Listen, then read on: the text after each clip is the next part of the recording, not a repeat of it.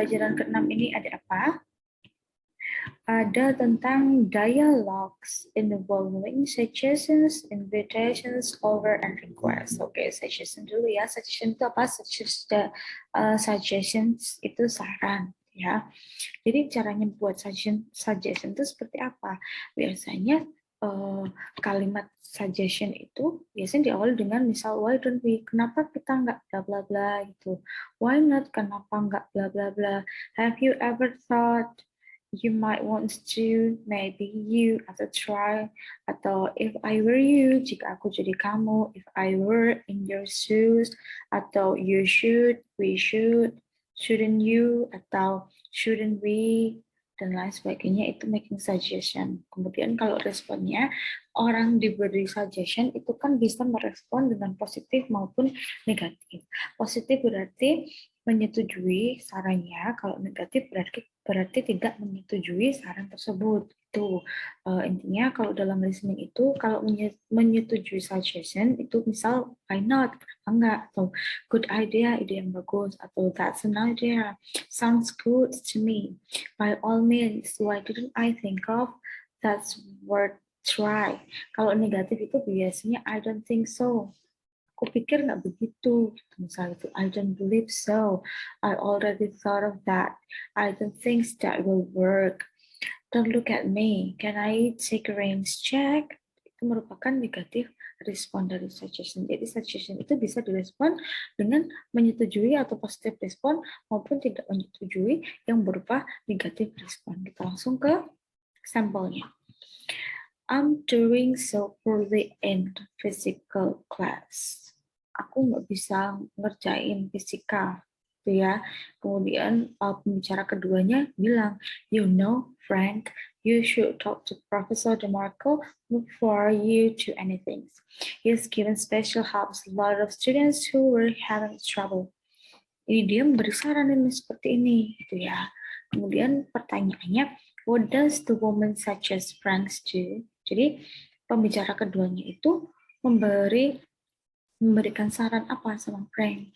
Di sini langsung jawaban ya. Jawabannya sih yaitu discuss the problem with the professor. The woman suggests that the man talk to Professor DeMarco because the professor has helped many students in the past, gitu ya. Bisa dilihat dari mana? Dari pembicara kedua bilang di sini you should talk to Profesor DeMarco. Jadi di sini you should talk to Professor DeMarco. Di sini bisa sama artinya dengan discuss the problems with the professors. Gitu. Sehingga jawabannya merupakan yang C. Kemudian yang kedua itu tentang invitations. Invitation itu apa? Invitation itu undangan, gitu ya. Misal di sini making invitations. Kalau seseorang itu mau mengundang, itu biasanya bisa memakai mengundang atau mengajak, itu sama saja ya. Misal di sini ada kata-kata the shall we, would you like to, would you care to, atau misal kita kalau lebih informal lagi, kita bisa gunakan kata let's go. Let's go to the coffee shop, misalnya gitu. Kemudian do you want to, atau could you, atau can you. Kemudian sama juga smart suggestion, bahwa ajakan itu juga bisa direspon kalau setuju positif respon, kalau tidak setuju merupakan negatif respon. Di sini kalau positif respon bisa berupa seperti ini, bisa dibaca ya. Ada yes, let's go, atau sure, thanks, atau sounds good, atau alright, I'd love to, atau I'd like that, atau what a great idea. Tetapi jika dia tidak setuju atau tidak mau diajak, gitu ya, itu bisa direspon dengan kata I'm sorry but, atau I'd like to but, atau I'd love to but, ada but, ya, itu merupakan negatif respon. Langsung ke sampel itemnya. Pembicara pertama yang bilang, would you like to join us on Sunday? Mau gabung nggak besok hari Minggu? We're going to go on picnic at the lake. Kita mau piknik loh ke lake atau toba danau, ya. Kemudian pembicara keduanya bilang I'd love to but, nah tadi kan ada but-nya. Kalau ada but-nya itu cenderung ke negatif respon. Jadi dia mau diajak nggak, kira-kira nggak mau diajak. Berarti jawabannya apa? Jawabannya nggak mungkin go to picnic karena dia nggak mau, dia. Jawabannya di sini A. The man invites the woman to come to a picnic. The woman say that she'd love to go, but that he must study for a test. It's taking Monday. Ya, berarti jawabannya merupakan A. What will the woman probably do on Sunday? Jadi yang bicara keduanya itu apa yang akan dilakukan di hari Minggu? Apakah pergi piknik gitu ya? Kan enggak. Di sini sudah ditolak ada ketempat di sini ya. Sehingga dia mau ngapain tadi? Mau belajar gitu ya untuk tes hari Senin. Jadi jawabannya A.